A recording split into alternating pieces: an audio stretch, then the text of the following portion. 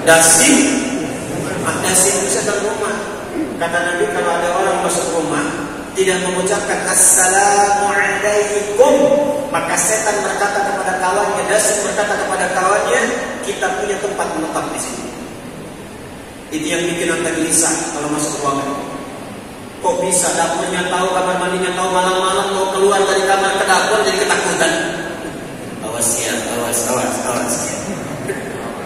Bajunya putih, rambutnya panjang, sampai 100 tusuk. Dari mana munculnya? Padahal pagi-pagi siap biasa saja dasi. Tapi kalau anda ucapkan Assalamualaikum, dia berkata kepada kawannya, nggak ada tempat menetap di sini. Ajarin kalau keluarga biasa rumah putra. Anak saya yang sekarang mau 10 tahun, dulu waktu 4 tahun saya ajarin. Kak, kalau masuk rumah, kakak ucapkan Assalamualaikum ya. Kalau enggak nanti ada setan namanya dasir ganggu di rumah. Itu begitu dia pulang dia praktekkan langsung. Assalamualaikum dasir. Sebut namanya sudah pedih sekali.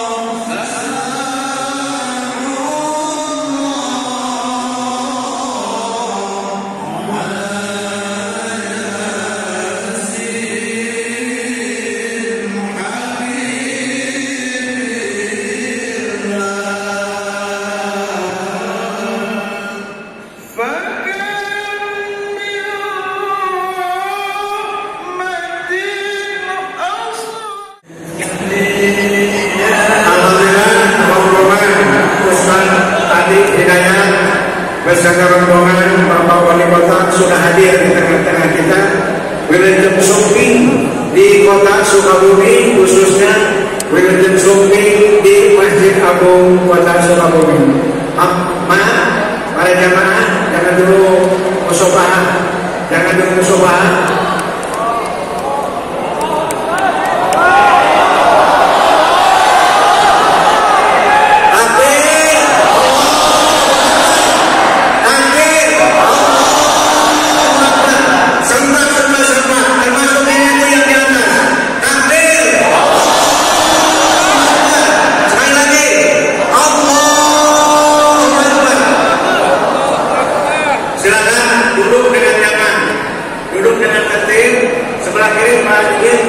kosong sebelah kiri Pak, sebelah kiri, sebelah kanan.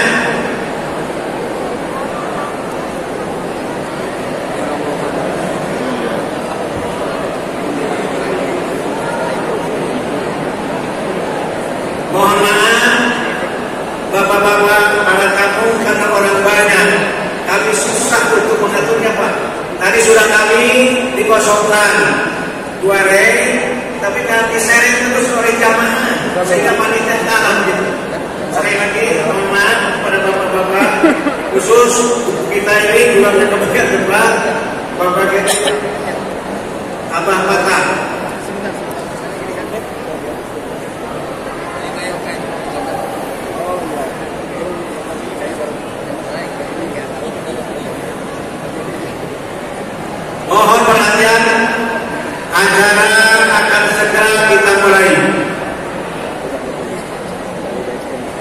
Assalamualaikum warahmatullahi wabarakatuh.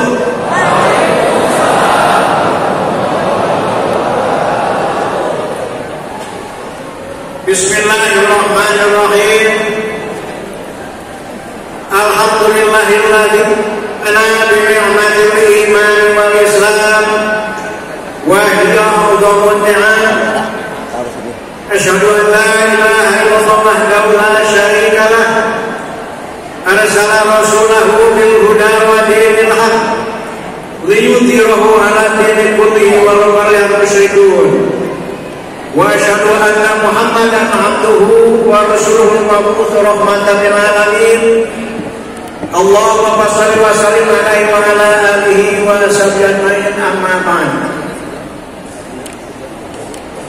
Yang kami hormati Ustaz Adi Hidayat LCMA beserta rombongan, yang kami hormati Bapak Wali Kota, Bapak Wakil Wali Kota, Bapak-bapak Forkopimda, Dinas Instansi Utami, diutamikan guru kita Abah Patah setelahnya Fatullah Mansur LC, alhamdulillah hadir.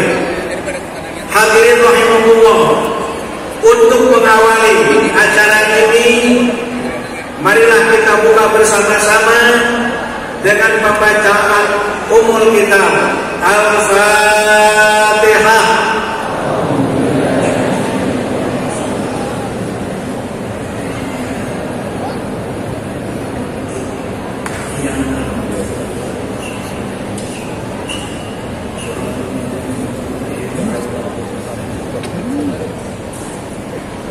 Selanjutnya, hadirin rahimahullah, pembacaan ayat suci Al-Quran akan disampaikan oleh Tasmir Al-Quran Ananda Rafa, santri LTI At-Tartil, usia 10 tahun, sudah hafal 8 juz. Kepada Ananda Rafa disilakan.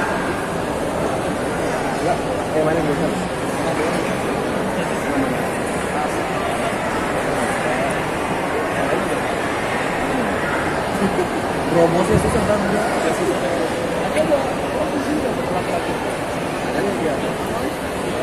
Assalamualaikum warahmatullahi wabarakatuh.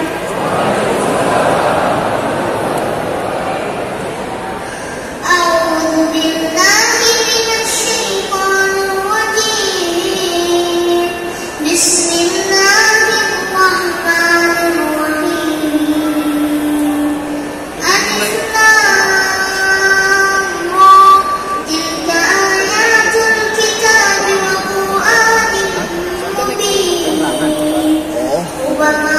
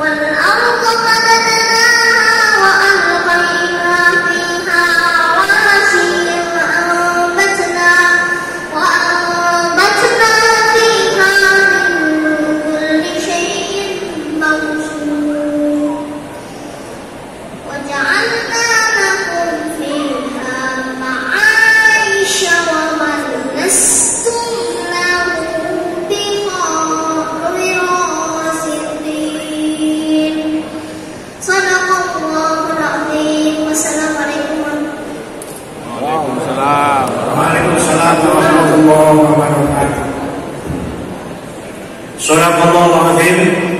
Terima kasih kepada Ananda Rapa. Ini adalah salah seorang santri LTI At-Tartil usia 10 tahun. Ananda ini sudah hafal 8 juz. Oleh karena itu kita doakan kader-kader kita ini yang termasuk kelompok tunanetra, mudah-mudahan Ananda Rapa ini panjang usianya dan menjadi baik seperti Adi Hidayah. Amin ya rabbal alamin. Hadirin rahimakumullah, acara berikutnya sambutan Wali Kota Sukabumi Bapak Ahmad Fahmi. Untuk itu mohon dengan hormat Bapak Wali Kota berkenan untuk memberikan sambutannya. Siapa? Aku. Kamu nggak? Bismillahirrahmanirrahim. Assalamualaikum warahmatullahi wabarakatuh. Alhamdulillahilladzi anzala sakinata fi qulubil mu'minin liyazdadu imanan ma'a imanihim. Asyhadu an la ilaha illallah wa asyhadu anna Muhammadan abduhu wa rasuluhu la nabiyya ba'dah. Yang sama-sama kita cintai guru kita Ustaz Adi Hidayah, yang biasa kita sapa Tuan. Kita doakan semoga Allah Subhanahu wa taala senantiasa memberikan keberkahan dan kesehatan kepada beliau. Yang saya hormati Pak Wakil Wali Kota beserta sahabat-sahabat unsur Forkopimda, Pak Kapolres, Pak Dandim, Kementerian Agama dan yang lainnya, para alim ulama, Ayahanda Kiai Haji Fatullah Mansur beserta MUI, Basnas dan para alim ulama lainnya.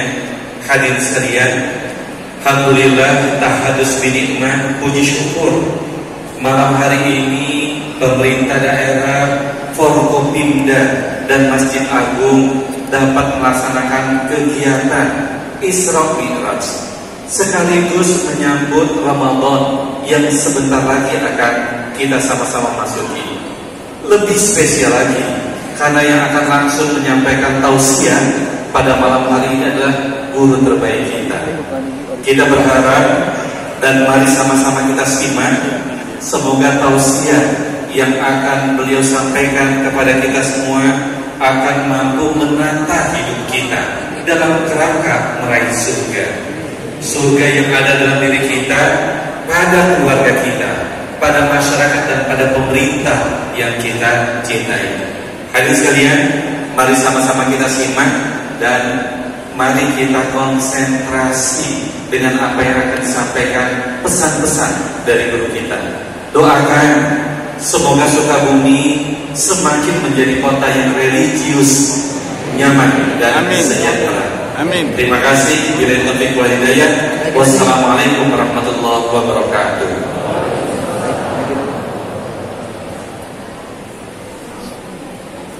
Hadirin, Ya Ustaz.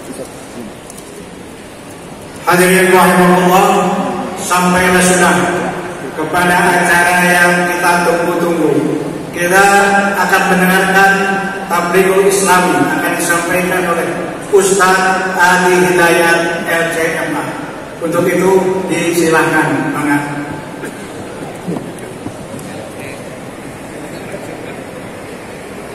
Ibu-ibu yang di atas, mohon yang berdiri supaya duduk saja, Bu. Supaya duduk saja.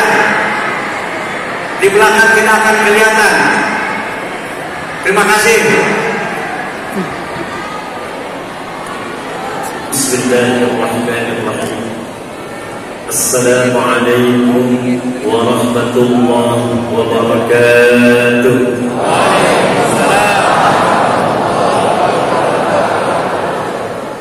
Alhamdulillahilladzi allafa baina qulubina fa asbahna bi ni'matihi ikhwana.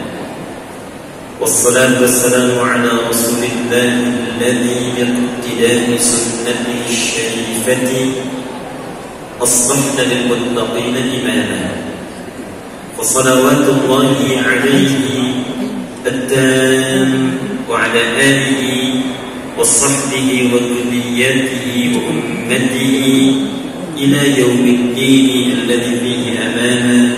وبعد, yang kita hormati kita muliakan para alim ulama, terkhusus guru kita, ayahanda abah kita Kiai Haji Fathullah Mansur Abah Fatah, yang kita juga doakan semoga beliau dan para ulama di Sukabumi ini khususnya dijaga oleh Allah Subhanahu wa taala, diberkahi usia dan ilmunya sehingga memberikan pancaran keberkahan kepada kota yang insyaallah diridhai Allah Subhanahu wa taala. Yang kita hormati, kita muliakan dan kita mohonkan kebaikan-kebaikan paripurna dari Allah Subhanahu wa taala. Seluruh unsur kepemimpinan yang ada di kota Sukabumi ini yang dipimpin saat ini oleh Bapak Wali Kota kita, Bapak Ahmad Fahmi, dan didampingi juga oleh Bapak Wakil Wali Kota Bapak Hamami. Kita doakan keduanya sehat, kita doakan keduanya dibimbing oleh Allah Subhanahu wa taala sehingga bisa menata Sukabumi menjadi kota yang diridhai dan diberkahi oleh Allah Subhanahu wa taala. Amin. Sehingga terjemahannya merubah Sukabumi dari hubbud dunya menjadi hubbul balad. Alhamdulillah kompak malam ini juga hadir sesuai dengan ayat yang dibacakan oleh adinda kita tadi di Quran surah ke-15 Al-Hijr di pembukanya. Seluruh bagian stakeholder Forkompinda hadir saat ini. Ada Pak Kapolres Habib Zainal, insyaallah berkah karena beliau juga dari keturunan cucu beliau Nabi Muhammad sallallahu alaihi wasallam. Ada Pak Dandim dari TNI Polri yang kompak, insyaallah Sukabumi kuat dan jadi paku bagi negara kesatuan Republik Indonesia. Insyaallah di sini juga ada dari perwakilan ormas-ormas pimpinan PDN, Kemenak, dan dari Basnas, dan ibu-ibu yang ramai di atas. Alhamdulillah. Semuanya mudah-mudahan yang hadir malam ini dicintai dan diberkahi oleh Allah Subhanahu wa taala. Bapak Ibu damang, alhamdulillah. Saya sangat bersyukur malam ini diberikan kesempatan setelah penantian yang cukup panjang untuk melihat wajah-wajah yang sangat luar biasa di malam hari ini. Saya lihat tadi di foto dikirim dari mulai sebelum maghrib, bahkan pada asar sudah ada yang di sini ya. Sebelah sini bahkan saya lihat semakin bercahaya karena terkena pancaran lampu. Baik, malam hari ini kita akan bercengkrama dengan Al-Quran dan hadis-hadis Nabi Muhammad SAW yang membimbing kita insyaallah sesuai dengan tema yang kita bahas bersama tentang bagaimana bersatu menuju ridha Allah sampai dengan ke surga. Tapi sedikit saya ingatkan terlebih dahulu bahwa bulan ini kita masih berada di suasana Rajab.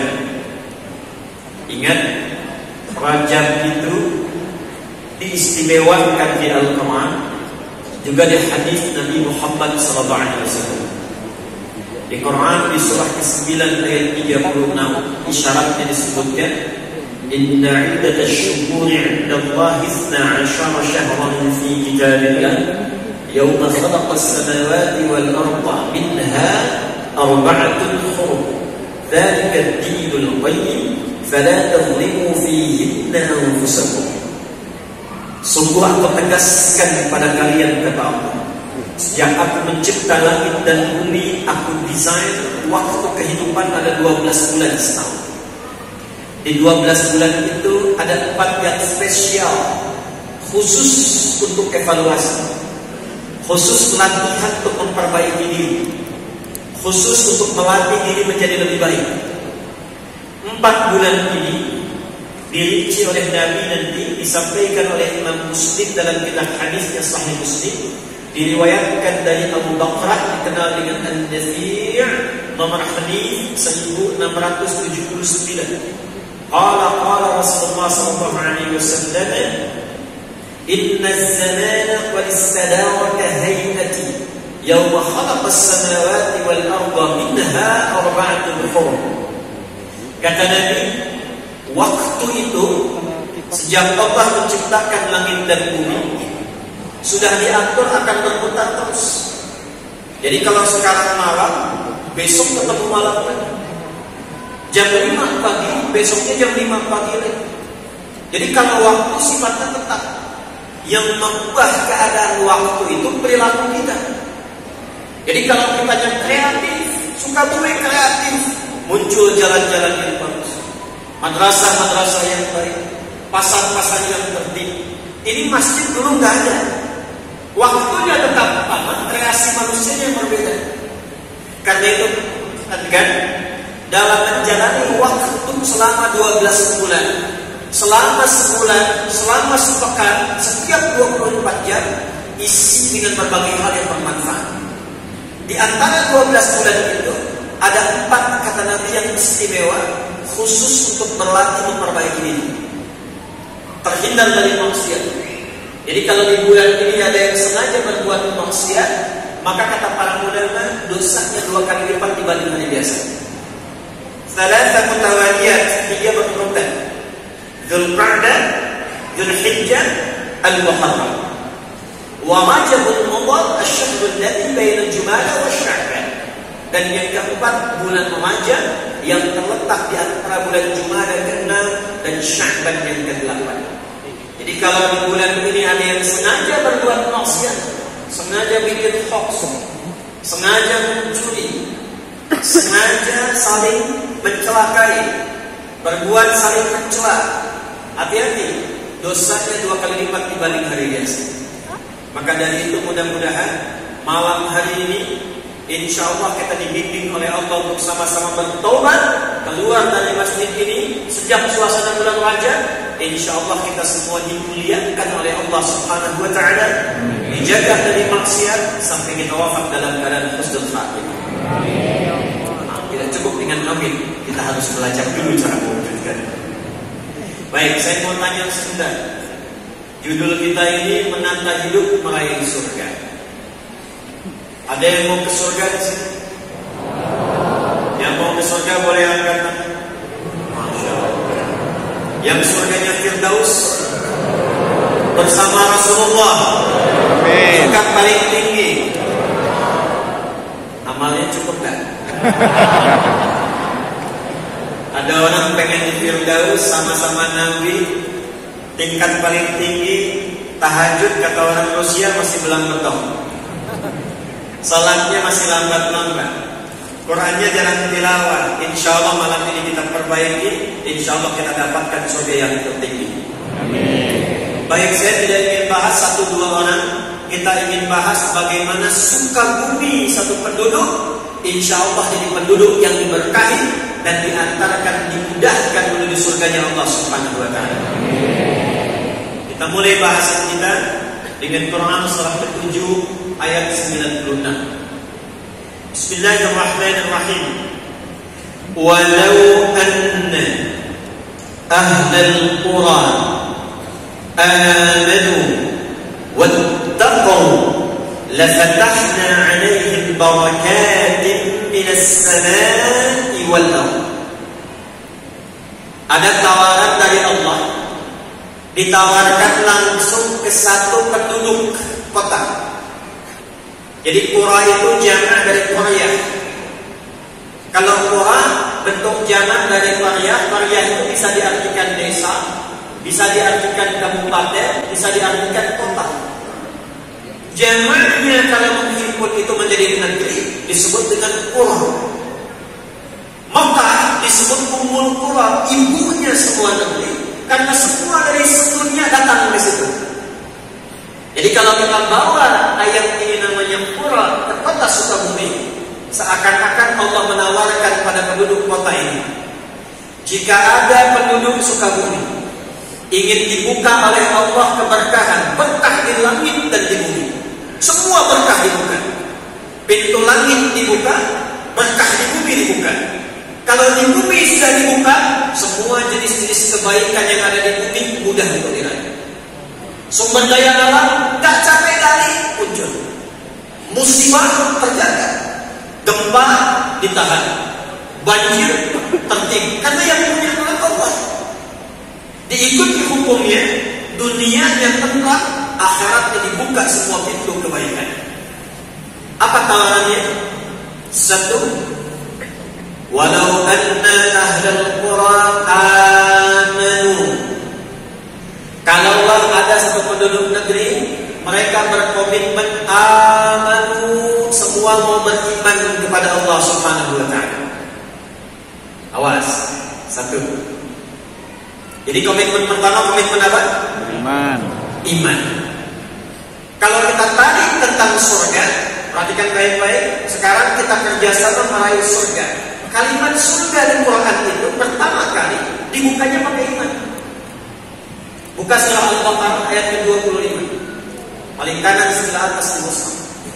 Wa basyiril ladzina amanu iman wa 'amilus shalihati anna lahum jannatin tajri min tahtiha al-anhar.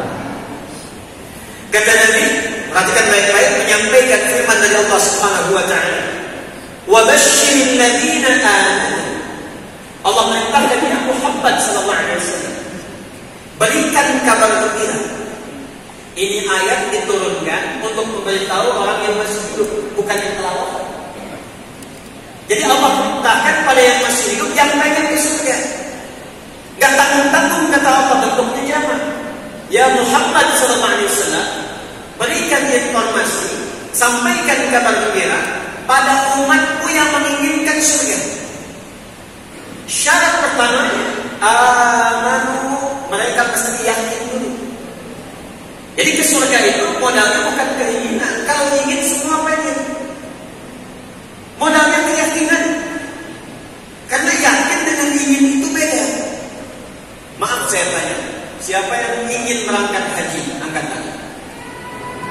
Nah, apakah semua yang ingin itu punya keyakinan untuk berangkat? Yakin. Yakin itu babnya niat. Kalau ingin itu babnya iradah. Tidak semua yang ingin itu, iradah itu punya niat.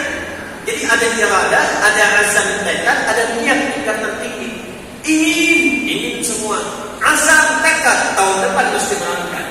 Niat tahun depan berangkat, sekarang nabung. Itulah iman. Itulah yakin. Karena itu kita akan terjemahkan kata iman ini. Kita tarik ke satu kota di masa Nabi. Bagaimana Nabi mendidik satu kota menjadi penghuni surga, yang bahkan turun ayat menjadi mereka dengan semua kemuliaannya. Kita turunkan, mudah-mudahan dengan ayat itu dipraktekkan di Sukabumi, dan Sukabumi menginspirasi semua kota di Indonesia merubah menjadi kota yang baik, yang diridhai oleh Allah Subhanahu wa taala. Amin. Yuk kita mulai turunkan pelan-pelan. Saya tanya sebentar ya. Bapak Ibu sekalian, Nabi itu hijrahnya dari Mekah ke mana? Madinah. Bukan. Nah, Nabi tidak hijrah dari Mekah ke Madinah. Hijrahnya Nabi itu dari Mekah ke Yathrib. Dan kenapa yang dipilih Yathrib? Padahal di sampingnya ada Taif yang sudah maju. Tapi Nabi ikhtiar berangkat ke Taif, malah dilemparin. Nanti jangan dilihat lemparannya, tapi dilihat hikmah Allah memindahkan Rasulullah dari Taif ke tempat yang tidak ideal untuk memberi contoh bagaimana menatanya. Dulu Madinah namanya Yathrib. Yathrib itu kalau dirunut nasabnya, itu salah satu nama dari umat Nabi Nuh alaihissalam yang ikut masuk ke kapalnya Nabi Nuh, berlayar selama setahun 10 hari. Namanya Yathrib bin Nahlain. Dari Nabi Nuh ke Nabi Muhammad SAW itu kurang lebih ada kita temukan 37 sampai 39 urutan nasab.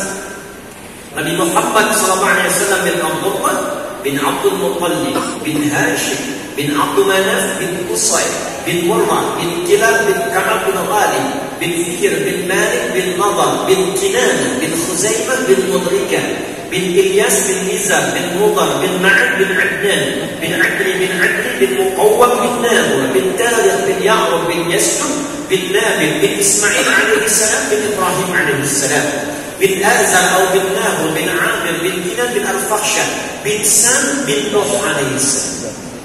Coba ulangi.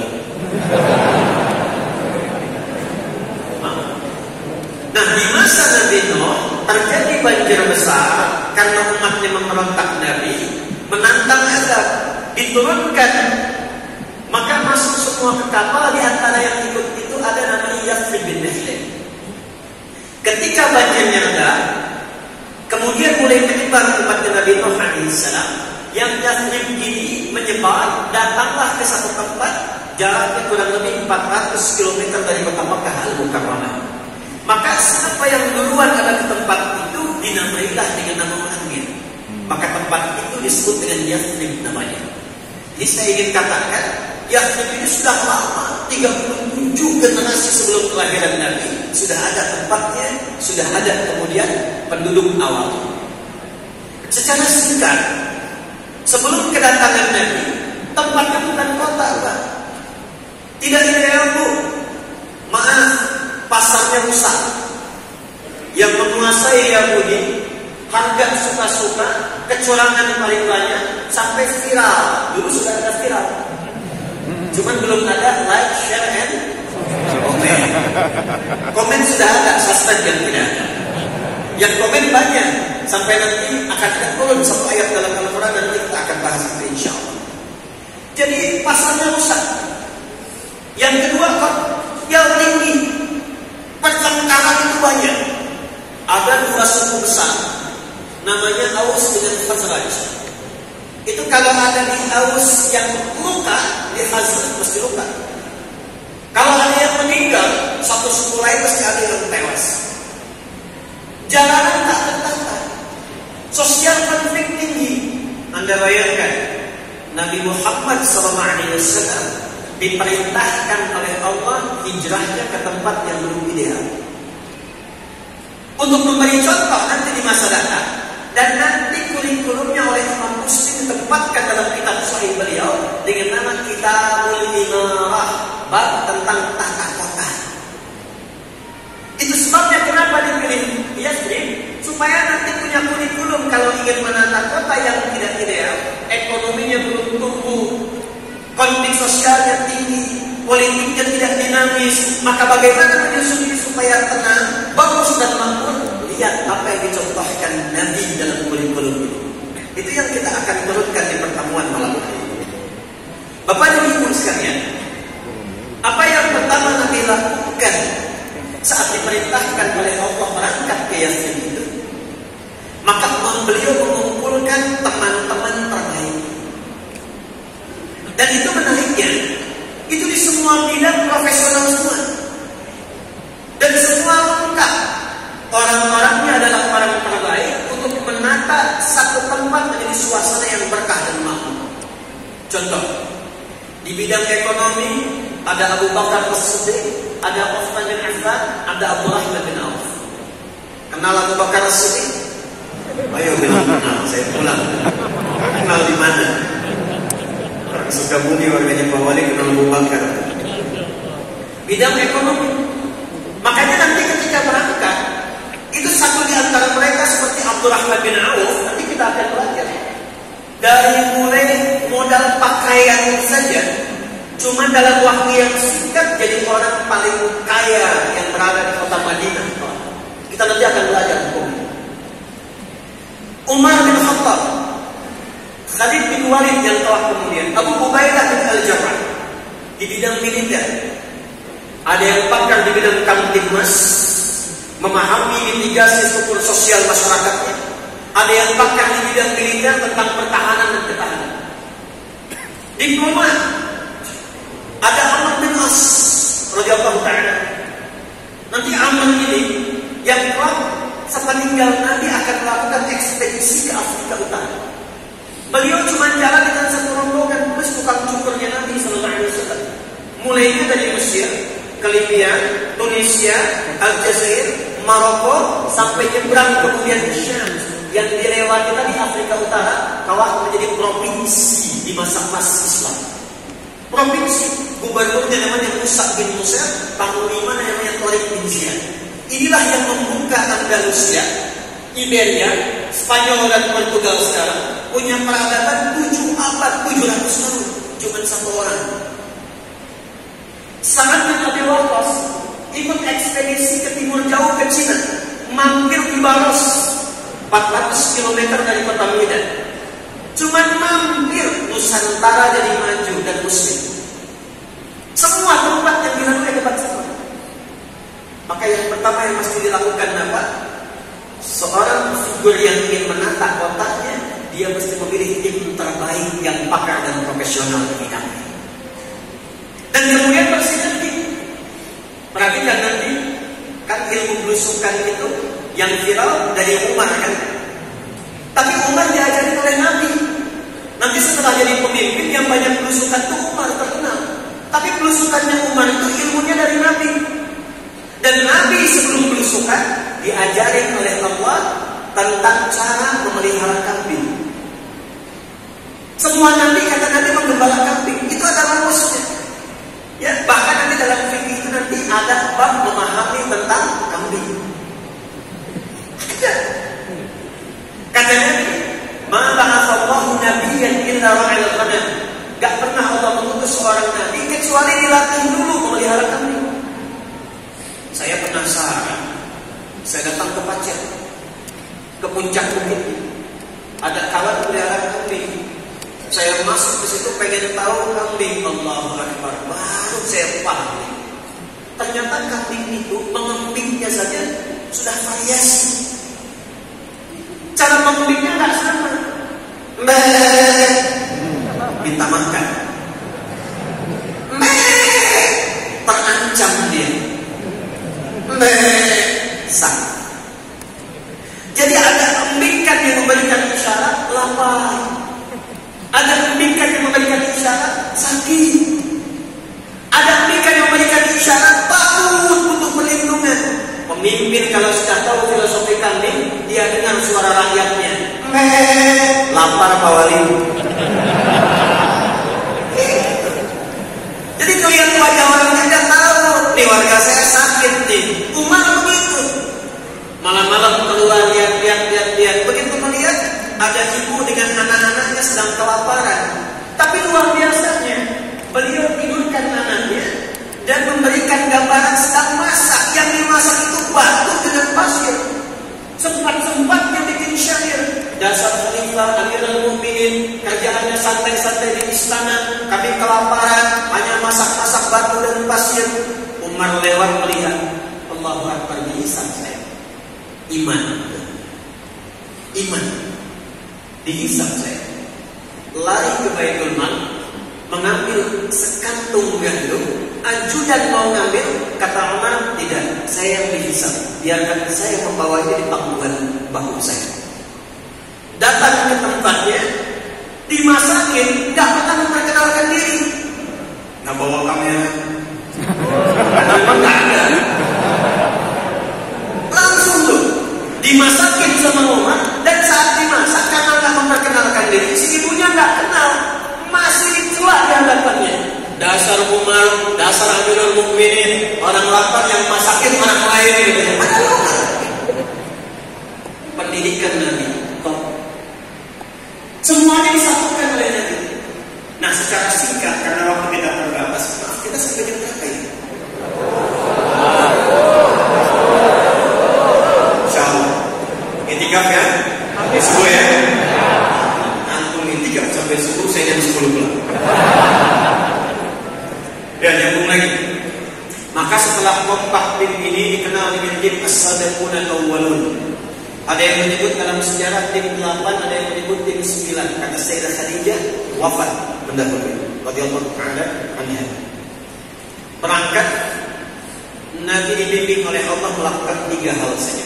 3 ini yang coba kita akan turunkan insyaallah.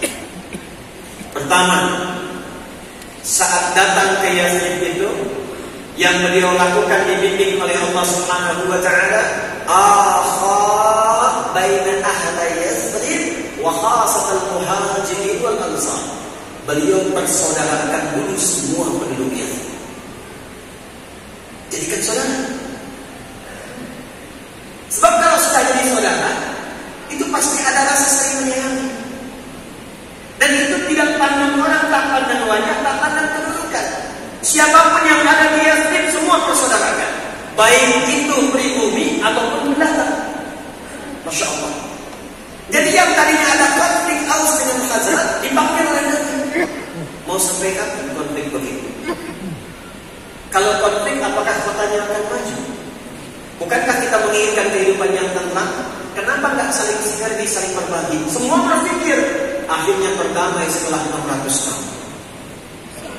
Masya Allah, kalau Pak bisa praktekkan, persaudarakan orang-orang yang ada di Sukabumi, dan sistemnya bisa menggunakan skema Amin Ansar Muhajirin. Untuk internalnya, karena kata Nabi menyampaikan la taqumus sa'atu, nanti dekat-dekat masa menjelang wallahu a'lam dekat ke kiamat akan ada kondisi-kondisi yang berbeda. Pertama, taqarrubul aswaq, pasarnya mudah diakses. Dulu Anda berangkat ke pasar pakai angkot, berangkat pakai motor, belanja, pulang. Sekarang buka handphone, klik, datang sendiri. Artinya apa? Nabi mengisyaratkan dunianya akan bergerak kepada nuansa digitalisasi. Maka sekarang bikin persaudaraan konsep digital apa? Apa yang dilakukan? Tiru konsepnya Nabi. Bikin database-nya.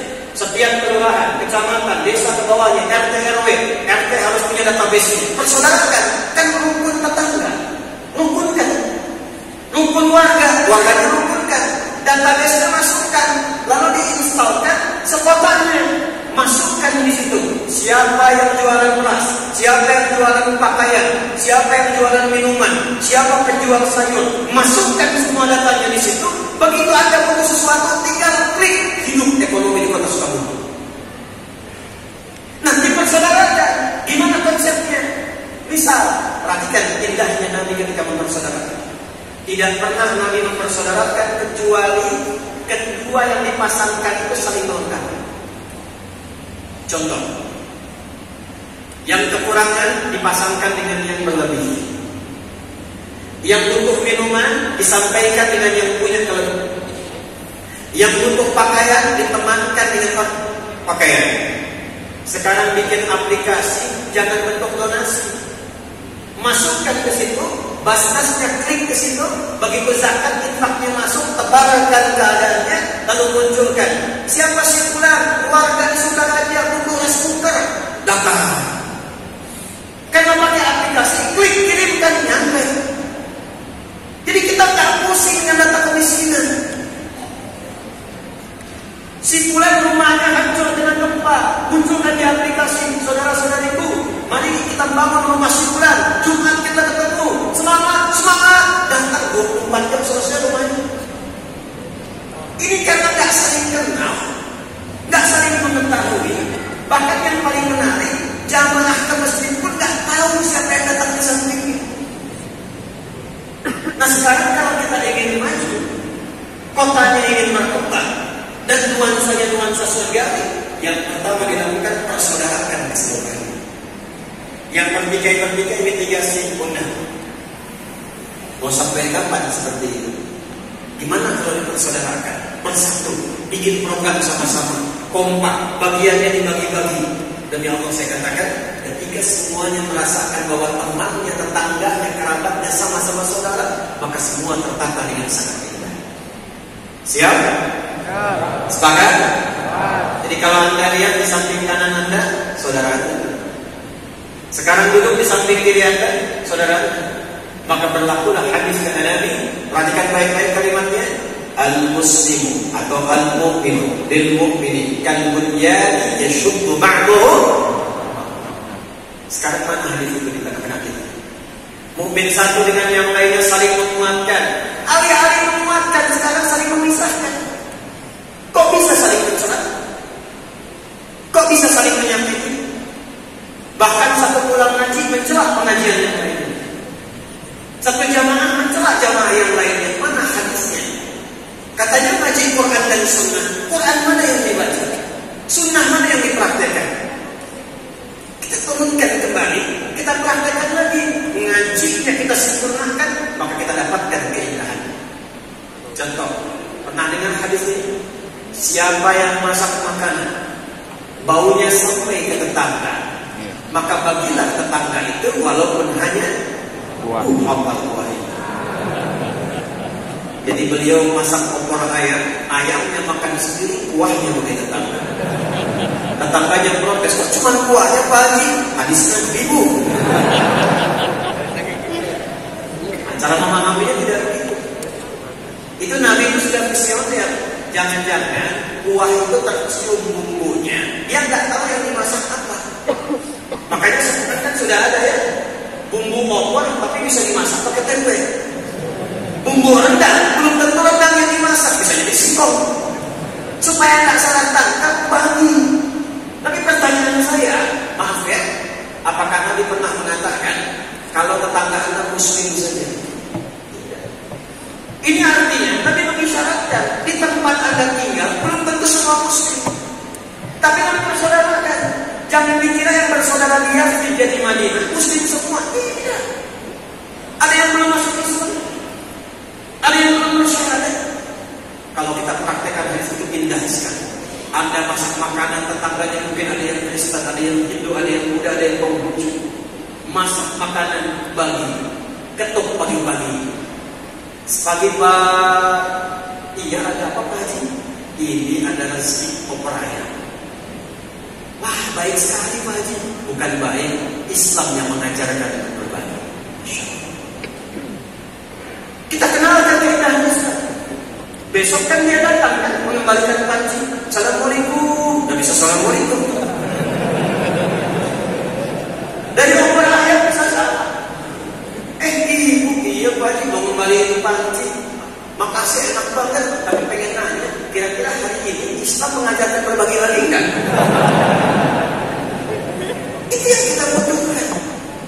Jadi persoalannya sudah nggak sama. Muslim kafir bukan mempraktekkan keislaman supaya orang mendapatkan cercah hidayah itu yang diajarkan. Jadi jangan sampai yang muslim dibagi, yang muslim tidak diberi.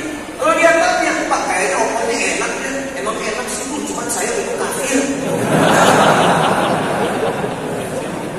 Itu persaudaraan. Itu satu. Ya. Maka pulang dari sini, yang RT sama RW sama, ada yang sakit, tengok. Apalagi yang muslim. Dulu kita dapat laporan nih cerita nih. Insya Allah kalau di Sukabumi ke masjid kompak ya. Masjid kompak ya. Ada komplek, saya nggak sebut namanya. Kompleknya bagus. Muslimnya banyak. Masjidnya mewah. Cuma jemaahnya kosong. Datang ke situ ditanya, Ustaz kejadian begini. Saya bilang nggak susah Pak. Ada berapa data umat Islam? Sekian persen. Yang ke masjid berapa? 1 orang. Baik, ada tempatnya di sini. Ada Pak, sebagian tetangga masjid. Ini aja. Entar Sabtu, kan libur dong. Kita ke masjid, tapi Bapak saya minta tolong DKM beli buah dulu. 3 bungkus saja. Buat apa? Gak usah nanya, buahnya. Habis subuh kita bawa buah. Kita tengok tuh yang gak ke masjid tadi. Sampai ke rumahnya, Assalamualaikum Pak, Waalaikumsalam Bapak.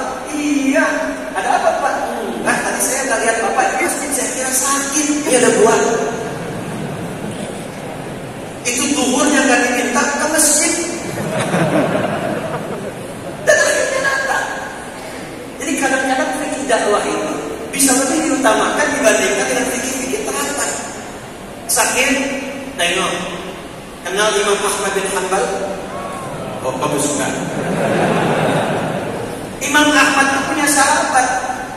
Dan sahabatnya menarik. Beliau bukan imam besar, tapi sahabatnya pastor. Pastor Kristen. Tinggal di flat yang sama, flat apartemen. Yang pastor di atas, Imam Ahmad di bawah. Qadarullah, kamar Imam Ahmad itu bersamaan kalau ke atas itu toiletnya pastor. Bocor. Dari atas turun ke bawah.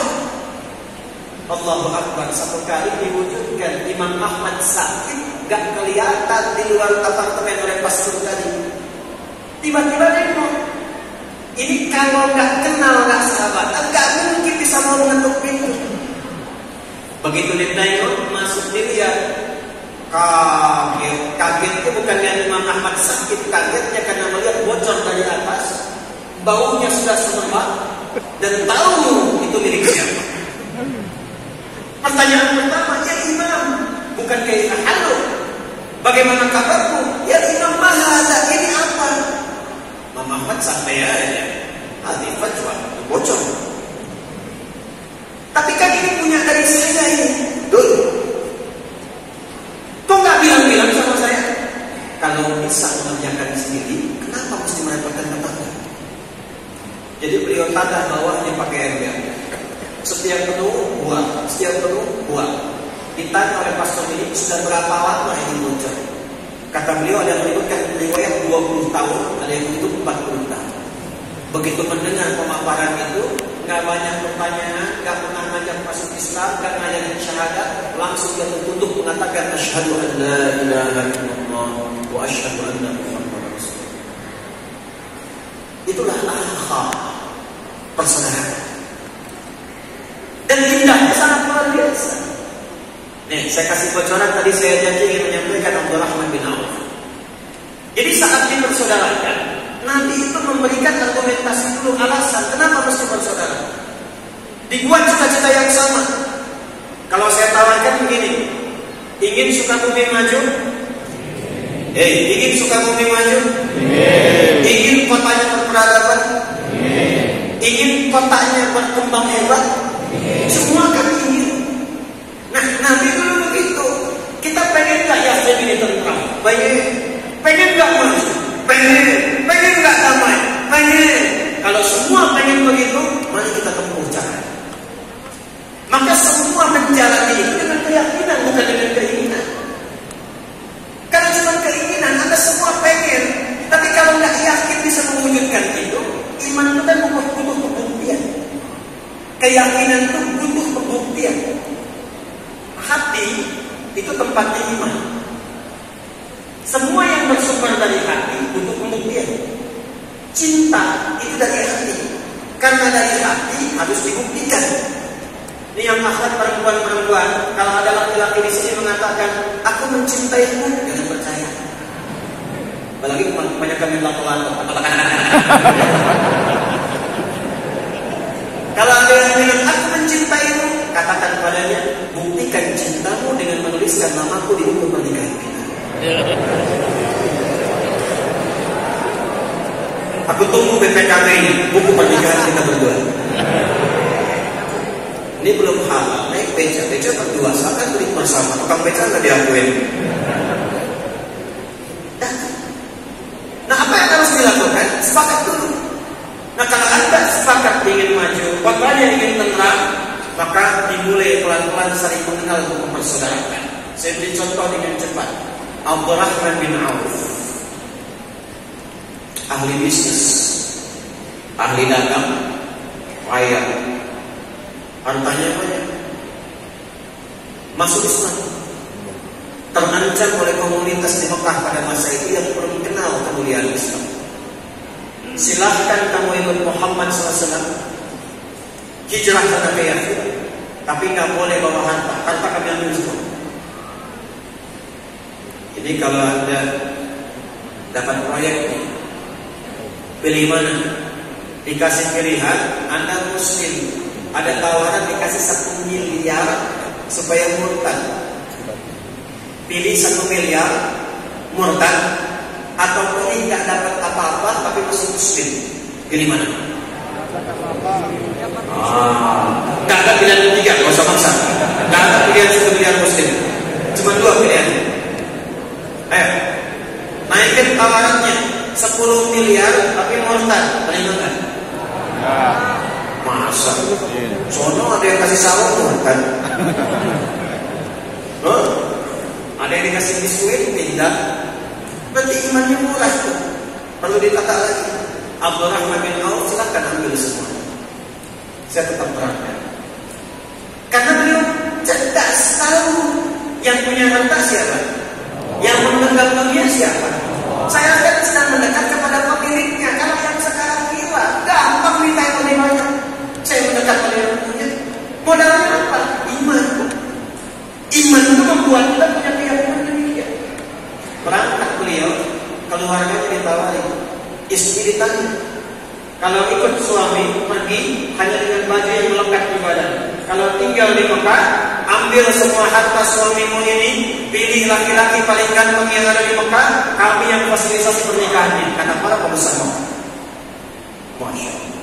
Ibu, anggap suami nggak ikut ya malam ini. Kalau ibu dikasih tawaran, pergi dengan suami, tapi harta semua ditinggalkan, atau tinggal di Sukabumi, mewarisi semua harta dan bisa nikah dengan siapapun yang dipilih dari pemuda paling ganteng di fasilitasi pernikahan. Ibu kira-kira ikat suami, ikut suami hijrah atau tinggal?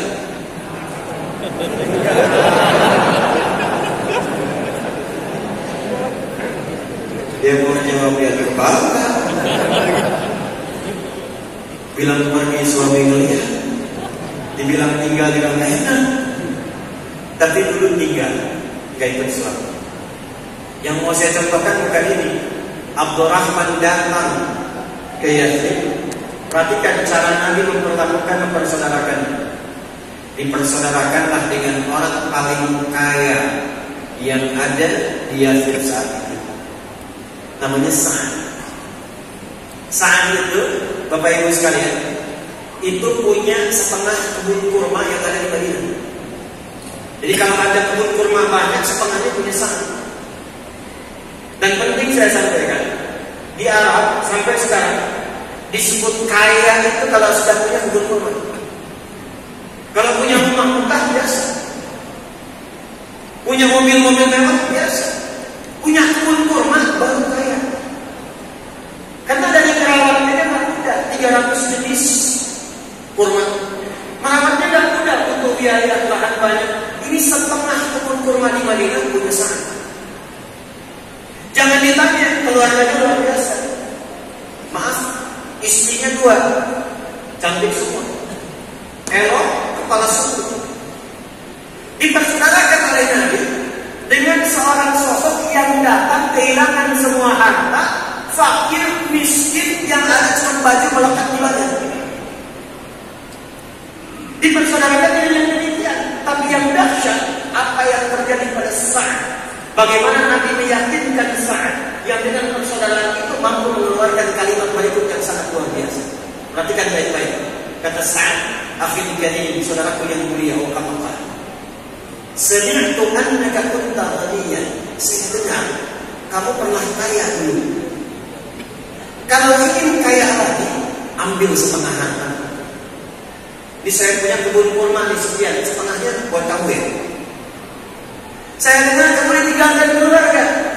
Kalau kamu ingin pilih perempuan paling cantik di Madinah, walaupun itu bagian dari keluarga aku fasilitasi pernikahan. Gantian ya Bu.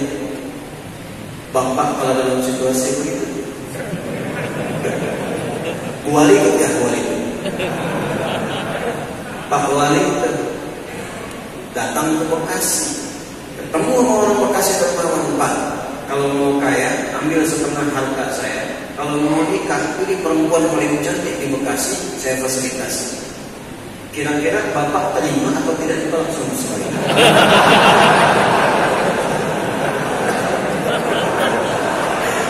Sesambil dari tadi dulu kelihatan ada apa banget.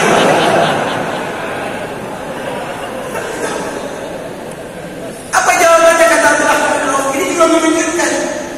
Mengejutkan. Kalau Pak Wali agak mikir-mikir, Abdurrahman bin Auf langsung keluar seketika. Bima ma'na kama qala jazakallahu khair. Semoga Allah memuliakan engkau. Arini ainal aswaq. Cukup tunjukkan kepadaku di mana pusat bisnis. Tunjukkan kepadaku di mana pusat bisnis. Jadi Nabi itu mengajarkan mentalitas yang kuat pada setiap penduduk Yathrib, termasuk kepada orang yang datang dari luar ke situ. Jangan jadi mental pintar, jadikan mental petani, jadikan mental yang kuat untuk berusaha. Karena itu kenapa di bulan Rajab itu perintah pertamanya itu sholat. Peristiwa Isra Mi'raj itu Rajab. Setahun sebelum hijrah. Kenapa sholat? Karena sholat itu dari berdiri sampai dengan salam, semua ada maknanya yang menuntun kita bagaimana berkehidupan. Cuma ngajinya mesti hafal. Satu tentang bacaan, kedua gerakan, ketiga maknanya. Sekarang kita banyak mencukupkan pada gerakan dan bacaan. Angkat tangannya sejajar dengan bahu, ucapkan Allahu Akbar sampai situ. Pertanyaannya ini yang kenapa diangkat begini? Itu ada hikmahnya. Kitabnya banyak. Asrarus Salat, Nadharat fi Ma'anis Salat. Contoh, Allahu Akbar, tangan angkat. Kenapa angkat begini? Dijelaskan oleh para ulama, saat tangan mengangkat seperti ini, maka ini membantu kekhusyuan, maknanya buang urusan dunia ke belakang, jangan dibawa dalam salat. Pasrahkan dirimu kepada Allah. Maka ucapkan Allah yang Maha Agung, urusan dunia jangan dibawa, buang ke belakang. Ini persoalannya, banyak orang salat, dalam salat masih membawa dunia. Sehingga lisannya berkata Allahu Akbar, pikirannya duniamu akbar. Motor akbar, sendal akbar, jemuran belum diangkat akbar, status belum diupdate akbar. Udah takbir Allahu Akbar, handphone bunyi, tapi belum diangkat. Halo? Kan udah bilang wajah itu udah pasrah. Allahu Akbar, wajah lillahi faqara as-samawati hanifan musliman wa man ana minal inna salati wa nusuki wa mahyaya wa mamati, ya Allah aku pasrah. Yang akbar hanya Engkau, yang agung hanya Engkau. Aku salat untukmu, ibadah untukmu, hidup untukmu, ya Allah. Kalau aku wafat dalam salatku sekarang pun, terima taubatku dan jadikan aku hamba yang taat karena khusyuk. Makanya kata Nabi, banyak orang yang ketika di dunia yang dibawa, setannya mudah menggoda. Ingat, ada setan khusus menggoda orang sholat. Jadi kapan-kapan kalau saya suka bumi lagi, kita belajar fikih setan. Belum pernah ada kan? Belum pernah ada. Dia ada 9 jenis setan yang harus diwaspadai. 9 jenis. Ada setan wudu, ada namanya walhan. Dia yang membisikkan pada orang supaya ragu. Batal nggak? Wudunya benar nggak? Itu walhan namanya. Kayaknya juga udah wudu kok, padahal baunya udah kemana-mana. Ada setan yang menggoda DKM masjid, Pak. Lihat. Betul, setan DKM itu. Ada. Kalau bikin masjid kompak, udah jadi bisa ribut. Ada. Ada setan pasar pun, lihat itu. Ada setan pasar. Tukang godain ibu-ibu. Ibu kalau ke mall, pulang ke rumah, masih ingat tas yang dibawa dari mall itu? Mau dibeli nggak jadi? Masih didiskusikan dengan suami, setannya ikut. Pak, tadi ada tas bagus nih Pak di mall itu. Bapaknya jawab, kan tas yang ada itu masih bagus. Dan bisa juga. Oh iya ya Pak, ya Allah, astagfirullah. Tapi yang tadi itu bagus Pak. Ada setan rumah, namanya dasi. Perempuannya dasi. Muslim perempuannya, mukmin perempuannya, sokim perempuannya, dasim itu setan rumah. Kata Nabi, kalau ada orang masuk rumah tidak mengucapkan Assalamualaikum, maka setan berkata kepada kawannya, dasim berkata kepada kawannya, kita punya tempat menetap di sini. Itu yang bikin anda gelisah kalau masuk ruangan. Kok bisa dapurnya tahu, kamar mandinya tahu, malam-malam mau keluar dari kamar ke dapur jadi ketakutan. Awas. Bajunya putih, rambutnya panjang, sampai 100 tusuk. Dari mana munculnya? Padahal pagi-pagi siang biasa saja nasi.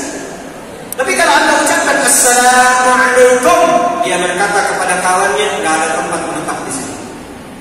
Ajarin sama keluarga. Biasa rumah putra anak saya yang sekarang mau 10 tahun, dulu waktu 4 tahun saya ajarin, Kak kalau masuk rumah kakak ucapkan Assalamualaikum ya. Kalau enggak nanti ada setan namanya dasir ganggu di rumah. Itu begitu dia pulang dia praktekkan langsung. Assalamualaikum dasir. Sebut namanya sudah pedih sekali. Setan sholat itu namanya khanzab, khusus menggoda orang sholat, namanya khanzab. Kata Nabi, kama qala Rasulullah di Abu Dawud hadisnya, fa idza kabbara, kalau sudah seseorang bertakbir, khanzab mulai beraksi. Sebelum sholat, dia diam aja. Makanya Anda sebelum sholat fokus. Nggak percaya nanti subuh. Ya, subuh. Sebelum takbir itu bisa fokus dalam kiblat terus. Tapi begitu Anda takbir, fayaqulu syaitanu udhkur kadza wa udhkur kadza. Maka setan mulai bertugas, ingat ini ya, ingat itu ya. Maka Anda boleh mengingat apa yang tidak ingin Anda ingat. Bagi takbir. Nanti ceramah saya pun yang ini itu akan diingatkan kembali oleh setan ketika bersubuh. Jadi begitu Anda takbir, setan bilang, ingat yang kata Ustaz tadi itu, akan diingat setan. Hatta la yashkur al-musalli kamraqatan yusalli. Sampai orang sholat ada yang tidak sadar berapa rakaat sedang menunaikan sholat. Itu kata Nabi. Dan kalau dipikir umum, artinya semua orang bisa mengalami itu. Nah sekarang kembali Abdurrahman bin Auf diajarkan dari berdiri saja. Ini berdiri ada mana? Hadis Muslim nomor hadis 393. Idza qumta ila shalah asbigh al-wudu' wa mastaqbil al-qiblah. Jika engkau ingin mendirikan sempurna salat, perbaiki wudu menghadap kiblat. Cara berdirinya begini. Tidak terlampau lebar begini, tidak terlampau rapat begini. Berdiri sejajar dengan bahu. Ini menunjukkan keseimbangan, kekuatan, keseimbangan, bertopang pada kaki dengan kuat, kokoh. Tidak miring kanan, tidak miring kiri. Apa maknanya ini semua? Kalau Anda masih mampu menegakkan diri, jangan gantung dunia di tangan orang lain. Praktekkan apa yang telah Allah berikan. Nabi sampaikan, Nabi latih dengan maknanya. Makanya ketika ketemu orang yang tak leha-leha, ya udah begitu aja begitu. Tunjukkan di mana pusat bisnis. Tegak. Jadi punya kambing.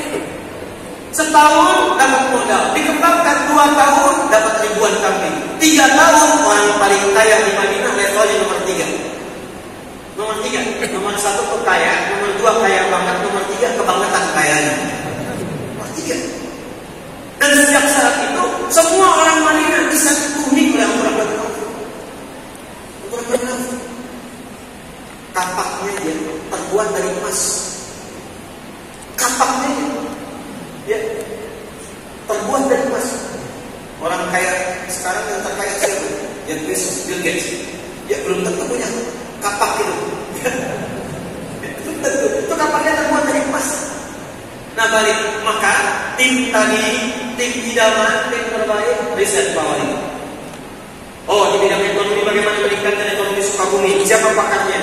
Kalau dia nggak masuk struktur, ambil pendapatnya, ambil masukannya, bikin sistem, bikin grup, bikin jamanan, lalu sampaikan ke setiap turunan ke bawahnya, kecamatannya, kemudian desanya, kelurahannya, RT-nya, RW-nya. Kita punya program seperti ini, program persaudaraan, program toleransi, program kebaikan.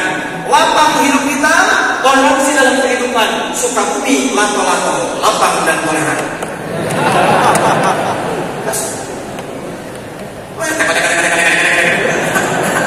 Berisiknya aja. Nah, sekarang yang kedua, di mana memulainya? Tempatnya, pusatnya di mana? Maka Nabi bangunkan masjid. Pertama masjid Kuba, 4-5 kali kemudian bangun masjid Nabi. Nah ini yang belum kita hidupkan konsep masjid. Sekarang fungsinya hanya fungsi ritual. Padahal di masa Nabi fungsi masjid itu beragam. Satu, yang kita cek. Kalau di masjid itu sholatnya sholat sendirian atau berjamaah? Sendirian atau berjamaah? Jamaah. Apa itu jamaah? Tuh. Bukan sendirian. Jamaah itu dari kata al-jamu asalnya. Sifatnya jum'ah. Kumpulan yang disebut dengan jamaah. Jamaah itu bukan sekedar menghimpun, menggabungkan, kumpul, bukan. Kumpul, kenal siapa yang kumpul, dan saling mengisi di antara yang kumpul. Itulah jamaah. Makanya dilatihnya apa? Dilatihnya lewat imam. Coba cek berdirinya rapi, rapat. Itu bukan sekedar diminta rapi, diminta rapat, tidak. Lihat filosofinya. Lihat. Yang pertama dari nama dulu, jamaah, kumpul, kenal, saling mengisi. Jadi kita itu diminta datang ke masjid bukan cuma untuk sholat, sholatnya bareng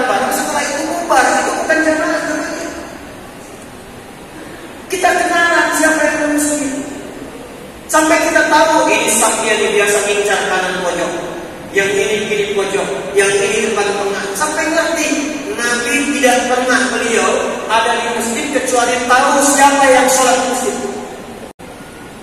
Jadi beliau tahu pojok kanan di sebulan. Sempat beliau mimpin sholat subuh, seorang jamaah yang biasa di pojok kanan terlambat datang. Kata Nabi, kita tunggu nih, ada sebulan yang biasa di pojok kanan, dia belum datang. Tunggu belum datang, waktu subuh mau habis. Kata Nabi, kita putuskan sholat saja. Begitu sholat, kita tengok sebulan, kenapa nggak datang subuh? Allahu Akbar. Rumahnya ternyata cukup jauh juga. Sampai di rumah, ketemu istrinya cerita, ya Rasulullah, suamiku meninggal, jadi nggak sempat ikut sholat di masjid bersama. Kata Nabi, adakah yang aneh dari dia sebelum meninggal? Kata istrinya, tidak ya Rasulullah, kecuali ada sesuatu saja. Apa itu? Kata suami saya, ya Allah, kenapa tempatnya nggak lebih jauh lagi? Kedua, ya Allah, kenapa nggak yang baru? Nabi tersenyum kemudian berkata, tahukah engkau apa yang terjadi? Tahukah makalah Rasulullah SAW? Kata perempuan itu, tidak ya Rasulullah, sungguh dia ditampakkan menjelang wafatnya pahala-pahala dari hasil amal solehnya saat dia mulai menjadi ahli masjid. Jadi nanti kalau mau meninggal, Islam itu lengkap, ilmu mau meninggal aja kan? Jadi kita itu wafat sesuai kebiasaan. Biasa sholat, sujud, sampaikan. Ahli masjid, di masjid bisa wafat. Walaupun kita nggak tahu kapan dan di mana. Saya, ini kisah nyata yang saya alami sendiri. Ada seorang sepuh di Pasar Bo, agak ke atas sedikit. Allah Akbar, soleh Pak. Saya bersaksi soleh insya Allah. Cirinya Pak, senang menjaga masjid. Tiba-tiba ada orang Qatar datang. Ini kisah nyata. Orang Qatar ini pengen bangun masjid di situ, tapi yang merawat harus si bapak itu. Saya sampai bingung, ya orang tahu dari mana dari Qatar ke bapak itu. Kalau Allah sudah gerakkan itu tidak ada batas. Dibangunlah masjid. Jadi secara singkat yang jaga beliau, yang bukain, yang ada, yang merawat. Saking cintanya dengan masjid, itikaf sering di masjid. Lagi puasa, hari Kamis sore bakal ternyata itu sambil nunggu dikir tiduran. Merem-melek. Ya ayyuhan nafsu irji'i ila rabbika radiyatan mardiyah. Merem-melek meninggal. Hati-hati ke belakang. Merem-melek. Biasa. Maka ditambahkan di ujung sebelum wafat, ya Allah, kenapa tak lebih jauh lagi? Rupanya setiap jalan ke masjid itu dihitung pahalanya. Ditambahkan di akhir. Dia pengen lebih jauh lagi supaya pahala makin banyak. Ketiba di jalan, di musim dingin dia lihat seseorang kedinginan, dilepaskan baju bagian luarnya yang lama, dalamnya yang baru. Ditambahkan hasil pahalanya. Dia berkata, ya Allah, kenapa bukan yang baru saja? Lebih banyak dari pahalanya ya Allah. Intinya Nabi sampai kenal siapa yang di pojok kanan. Makanya filosofi imam, kenapa imam sebelum memimpin nengok dulu ke belakang? Itu bukan formalitas. Istawu, sudah tahu bagaimana. Nggak harus pakai bahasa Arab. Pakai bahasa Arab itu yang sudah pahamnya Arab. Baca Quran, bahasanya bahasa Quran.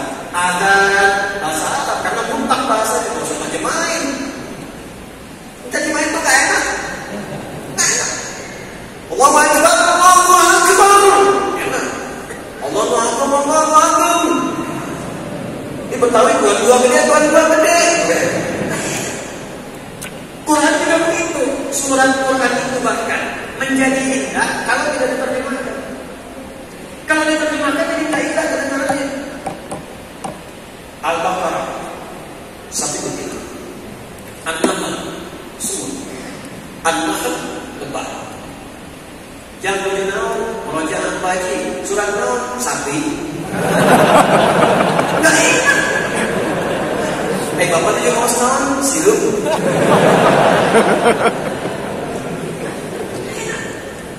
Makanya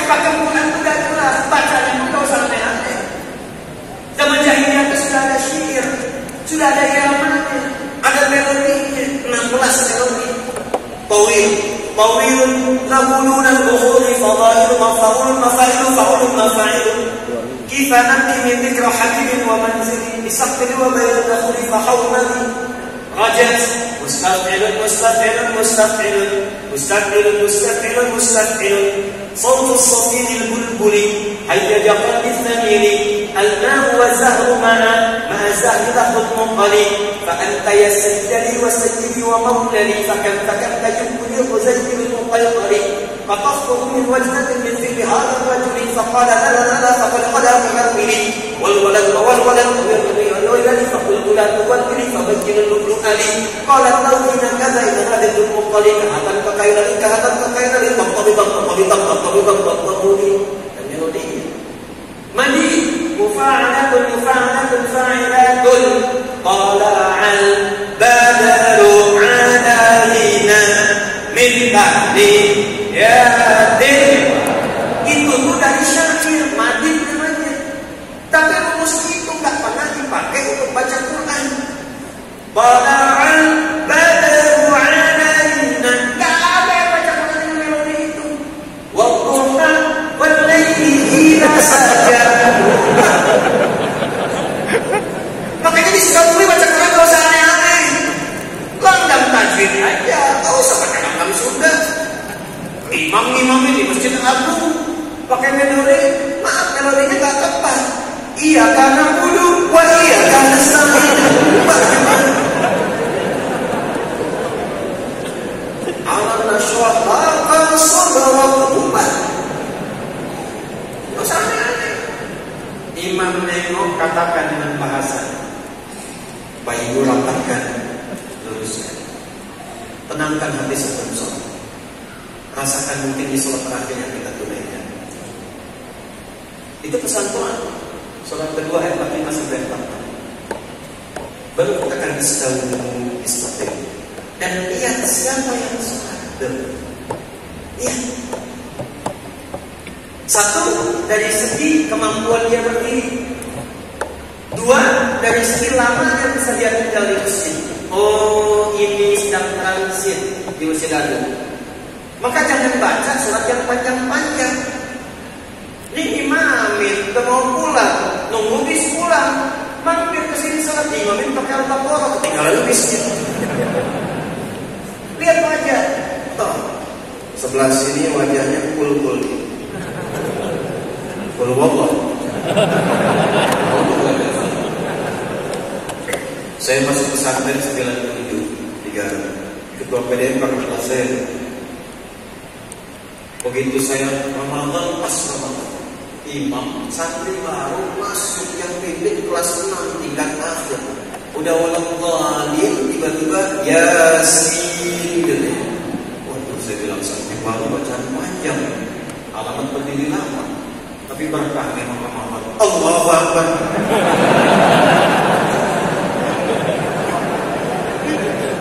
Saya pikir saat itu tidak saya boleh sempurnakan. Nah, cuman sisi persaudaraannya, lihat ini siapa nih? Penduduk lokal atau dari luar? Lokal atau interlokal? Domestik atau luar? Penting, sebab Nabi ini sedang ceramah, tiba-tiba ada orang datang.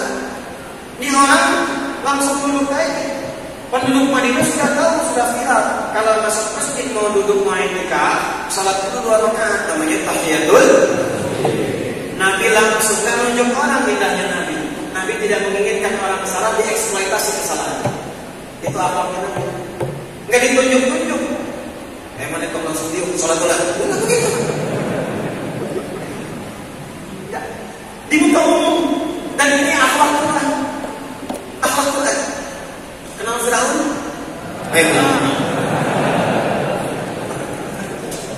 Malam bakar sini kenal Firaun. Iya. Firaun itu Firaunnya. Firaun. Hobi bunuh orang, mengaku Tuhan adalah hukum adat. Nggak pernah diungkap namanya oleh Quran. Karena yang salah bukan namanya. Yang salah adalah penyimpangannya. Menyimpang dari menggunakan jabatan, diarahkan ke pemenuhi nafsu, bukan untuk maslahat. Maka dipilih Musa dan Harun untuk meluruskan sering saya Fir'aun. Bukan menurunkan dari kekuasaan, tapi memberikan masukan supaya ditempatkan dengan benar. Quran surah 20 Qaha ayat 43 sampai 44. Idhaba ila fir'auna innahu tagha. Musa dan Harun pergilah ke Fir'aun. Fir'aun itu dari kata Faraoh, pemimpin Mesir pada masa itu. Dia menggunakan jabatan dengan tidak tepat. Faqula lahu qawlan layyinan la'allahu yatadhakkaru aw yakhsha. Maka ingatkan dengan lembut, bukan dengan caci maki. Ingatkan dengan lembut, sentuh di hatinya supaya ingat sama Allah. Sentuhlah ia tepat di hati, maka ia akan jadi milikmu untuk sentuh di hatinya supaya mereka tak ingat Allah. Maka Nabi menyampaikan secara umum kalimatnya, "Idza dakhala ahadukumul masjida fala yajlis hatta yusalli rak'atain." Kalau ada satu di antara anda ingin masuk masjid dan ingin agak lama di masjid, maka jangan langsung duduk, tapi sholat dulu 2 rakaat. Semua tahu dan indahnya semua bisa baca. Oh, si fulan nih, siapa dia? Ternyata hadis itu di mazhab Maliki. Saya ngaji mazhab Maliki, saya ngaji mazhab Syafi'i, saya ngaji mazhab Hanafi, saya ngaji mazhab Hambali. Di mazhab Maliki diajarkan ternyata namanya Sulaik. Tinggalnya bukan di Madinah, tinggalnya dari Qatafan, sehingga dikenal dengan Sulaik al-Qatafani. Dia bukan orang penduduk sini, dia dari luar. Nabi mengatakan, coba lihat ada tamu kita tuh, perhatikan dia kesini butuh apa, apa yang dia datang penuhi sebelum dia pulang. Makanya tidak ada orang datang ke masjid Nabi kecuali selesai masalahnya, dan semua berlomba-lomba. Datang tamu, kata Nabi, siapa yang mau jamu tamu kita ini? Semua angkat tangan. Semua. Kata Nabi, simpulan yang paling duluan diserahkan. Padahal di rumah simpulan itu stok makanan sudah tidak ada, cuma 1 piring aja. Itu hebatnya ke rumah. Mah, ada tamu nih. Dan istri dan tanya sampai rumah. Nah ya, kamu benar tamu kamu ini kan pasukan gaya tuannya dia. Nah, ada kalimat itu. Alhamdulillah, pahala tiba. Biar mama tidurkan dulu anak-anak. Istrinya menidurkan anaknya, nyiapkan makanan di dapur, lampunya dimatikan, suaminya ngajak tamunya.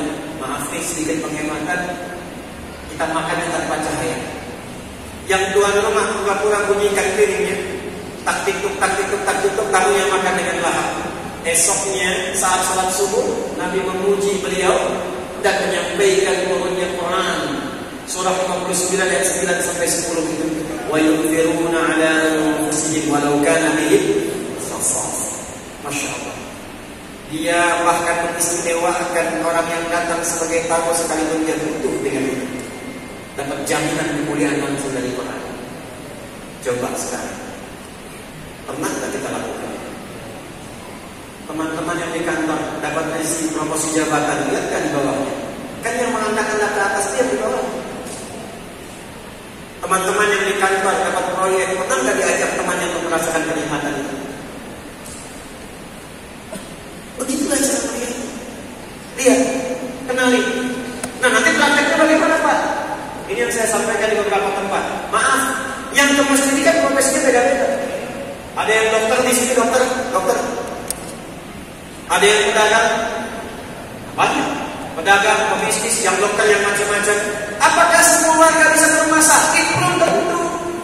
Nanti di masjid difasilitasi program makan pertama Jumat. Pak Wali Kota kalau untuk aplikasi mendata dokter-dokter di Sukabumi, masjid A, masjid B, masjid C, yang nggak bisa ke rumah sakit datang ke masjid itu ya, dokternya sudah siap. Itulah jamaah. Yang cari peluang kerja ini. Ada bagian kelas bisnis nih, pengusaha-pengusaha akan kasih edukasi. Ada lapangan pekerjaan, silahkan datang ke masjid A, masjid B, masjid C. Begitu cantik. Jadi lingkungan hidup saling mengenal. 2. Yang ketiga, ini bagian terakhir. Nabi membuat kesepakatan secara tertulis yang keseluruhannya komitmen ditaati yang telah dikenal dengan nama Piagam Madinah. Dan itu adalah embrio lahirnya Piagam Jakarta yang telah menginspirasi lahirnya Pancasila dan Undang-Undang Dasar 1945. Jadi kita itu bukan negara agama di Indonesia, tapi spirit kebangsaannya dengan spirit agama. Bapak Ibu sekalian duduk semua. Disampaikan aturannya.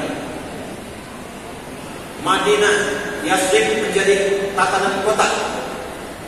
Yathrib akan menjadi kota yang menerangkan.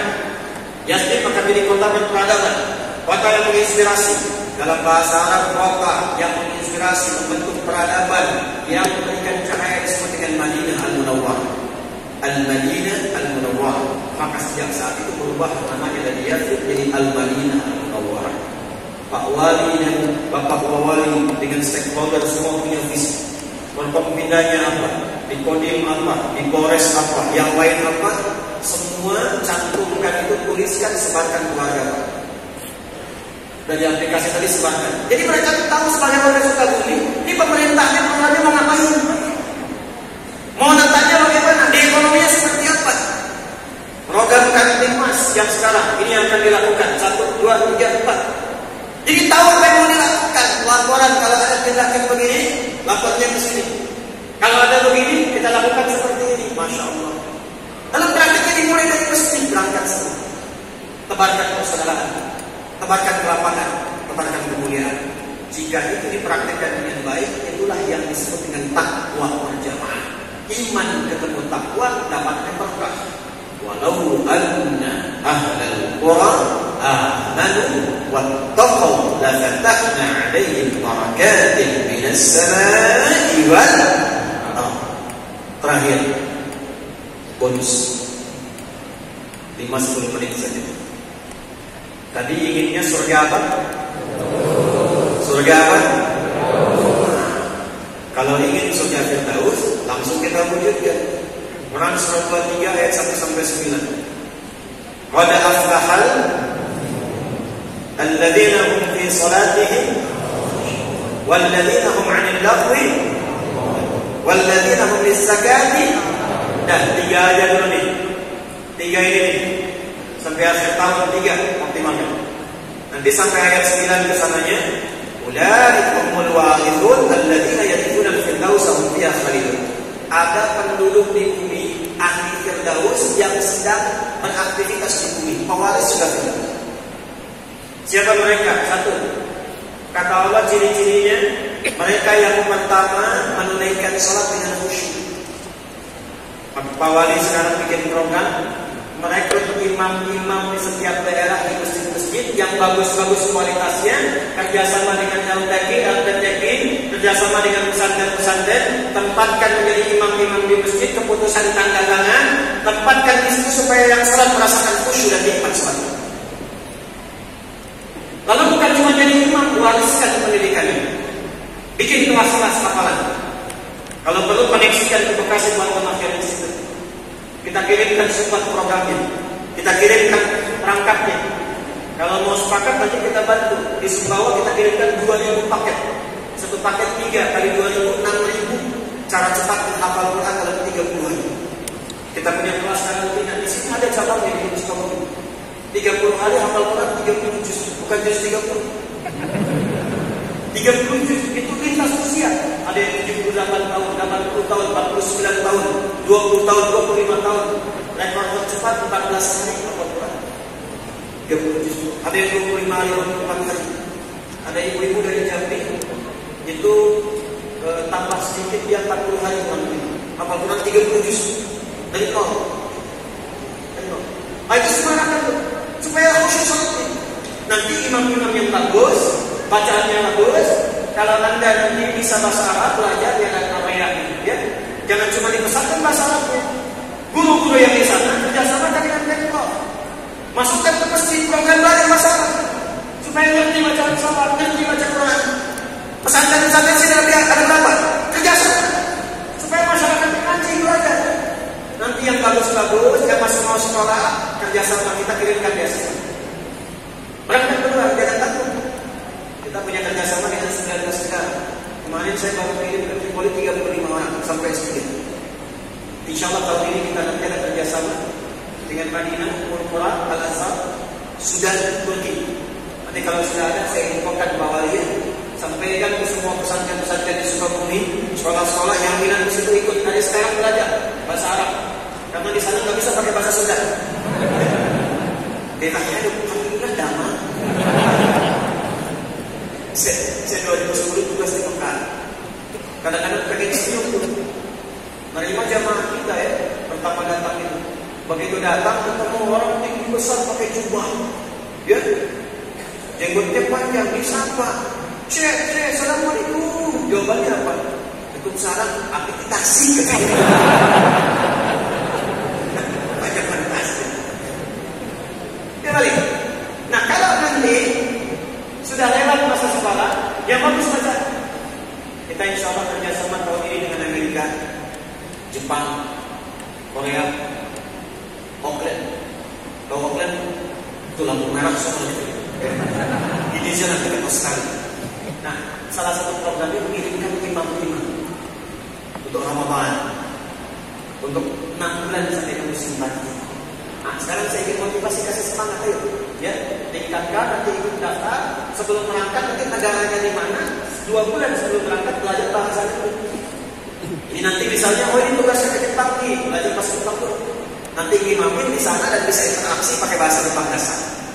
Watashiwa Indonesia no Adidas. Saya hadir dari Indonesia. Yang tugas ke Amerika dalam bahasa Inggris. Dan insya Allah akan cepat karena lidah orang Indonesia itu diberikan keberkahan oleh Allah. Belajar apapun cepat bahasa itu. Beda dengan negara lain. Coba lihat India ya. India itu walaupun pintar bahasa Inggris, dia ketahuan India. Ketemani.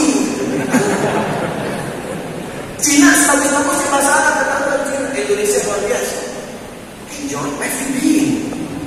Gak ketahuan sepatu itu. Kita harga. Bonjour, comment ça va? Ça va bien. Prancis. Comment ça va? Mamputi, Tagalog, Filipino. Masya Allah. Bisa semua. Ya boleh. Lidahnya itu. Belajar dari sekarang. Ya, gabungkan semuanya, praktekkan dengan baik, sinergikan keseluruhannya. Khasyih. 2, anil lahwi mu'ridun, yang gak penting tinggalkan. Termasuk program-program di kota, jangan bikin yang gak penting-penting. Yang gak penting tinggalkan, bikin yang penting-penting yang bermanfaat. Mulai sekarang tontonan yang gak jelas tinggalkan. Tahu TikTok kan? TikTok tahu kan? Di Cina, algoritma TikTok itu disusun dengan program positif. Jadi nggak ada orang Cina dia kemudian buka TikTok kecuali yang direkomendasikan itu yang positif. Cara menjadi museum, cara menjadi dokter, cara menjadi astronot, semua itu bagus. Tapi di luar Cina algoritmanya berubah. Coba lihat ke TikTok, joget-joget. Ke TikTok cuma bikin begini, yang sedikit yang bermanfaat, sedikit yang menggunakan kepada yang bermanfaat. Yang saya ingin katakan, kalau Anda ada media yang bagus-bagus, maka isinya yang bermanfaat. TikTok update sehari 1 ayat, Instagram sehari 1 hadis. Update statusnya hadis, ayat, visi Sukabumi, program-program kemasyarakatan, semua sepakat. Bukan cuma stakeholdernya aja.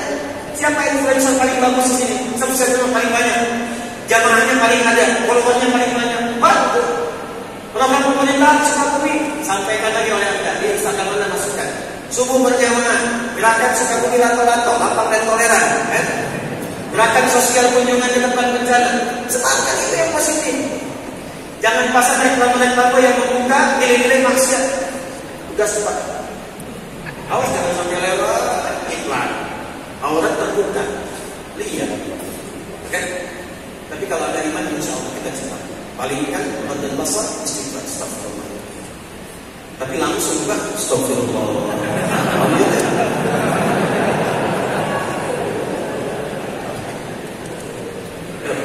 Jadi insya Allah rajin-rajin salat ya.